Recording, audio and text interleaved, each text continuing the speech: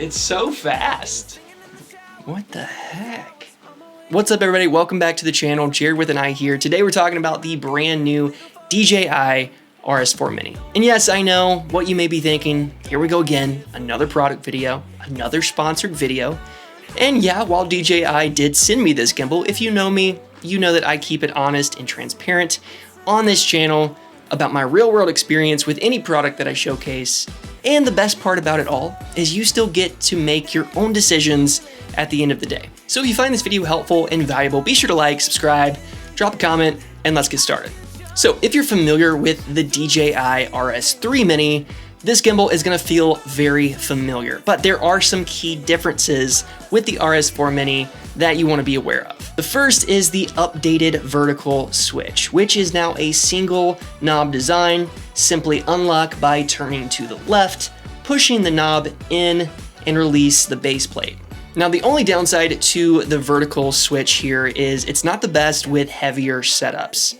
You're gonna have to kind of adjust the height and the base plate to fit your needs, so it's not a super seamless transition like the RS4, but if you're using an iPhone or a smaller, lightweight setup, it's gonna be just fine. And for a small gimbal, it has a lot of range with its payload. I was pretty impressed with the 4.4 pound payload that the RS4 Mini offers, meaning that you can fit most A7 series cameras with a 24-70 G Master lens and do just fine.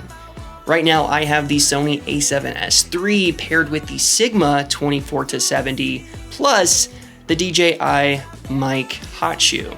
So if you're looking for a lightweight solution with a powerful payload, this gimbal is definitely one that you should consider. Now, when I first opened this gimbal, the RS4 was pretty straightforward and I was able to get this thing balanced with my Sony in 24-70 in like 5 minutes. So right out of the box, you have your Arca Swiss plate that you attach to the bottom of your camera, attach it to the gimbal, unlock all the axes, the pan, the roll, the tilt.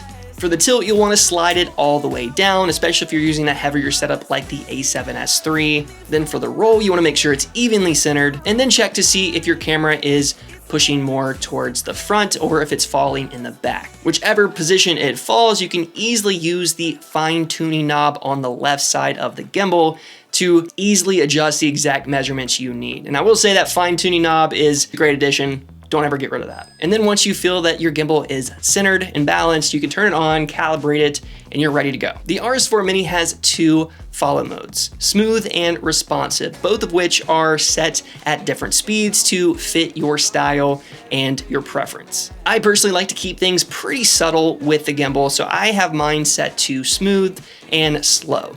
This way, the gimbal doesn't react too quickly when I'm panning or I'm tilting. I can get those smooth, subtle movements, which is what I typically like when I'm filming weddings especially. Another great feature of this gimbal is you get the versatility of using it with your mirrorless cameras or your smartphone.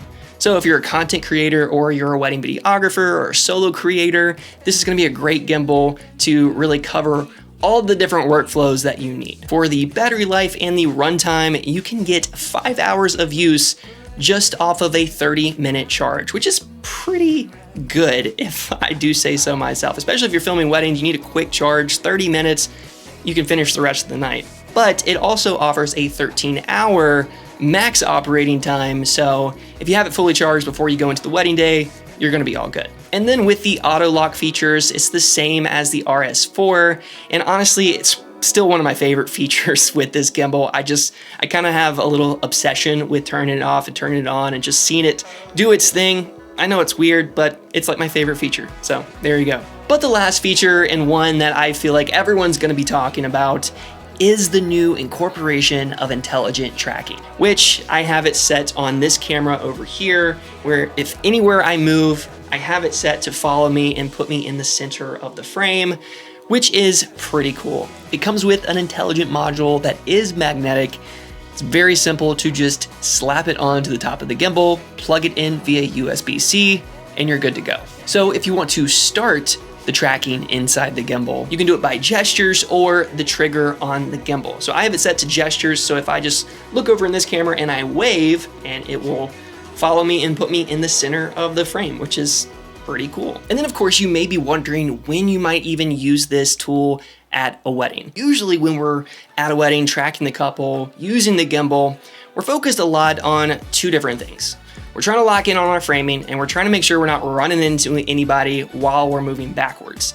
So if you're exiting the ceremony, you're entering into the reception, walking backwards, a lot of times it's a recipe for disaster. So having intelligent tracking keep your subjects in the center of the frame while you're focused in on where you're going is gonna be huge. And then of course, for people like myself that like to multitask on the wedding, capturing both Super 8 and digital, this is actually gonna be a huge help to lock in my framing composition with the gimbal and then still get really good framing with my Super 8. So I'm actually really excited about that added feature.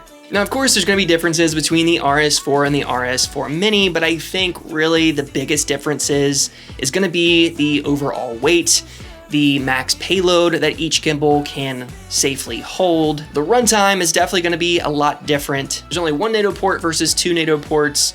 You can't use the DJI focus motor with the Mini, which is kind of a bummer, but I get it. So depending on your needs, you might benefit more from the flagship model if you need all of those features for creating on the wedding day, or if you're doing more commercial stuff, you need a little bit more professional setup. That's gonna definitely serve you well. But if you want a lightweight, minimal option that has a great payload, AI tracking, beautiful battery life, and runtime, then the RS4 Mini is definitely gonna meet a lot of those needs as well, especially if you are in the wedding space. So if you're interested in learning more about this gimbal, I'll have more links down in the description below. If you found today's video helpful, valuable, like, subscribe, drop a comment below. Let me know what your thoughts are on this new gimbal. I'd love to hear from you. And until next time, keep creating and telling beautiful stories. Peace.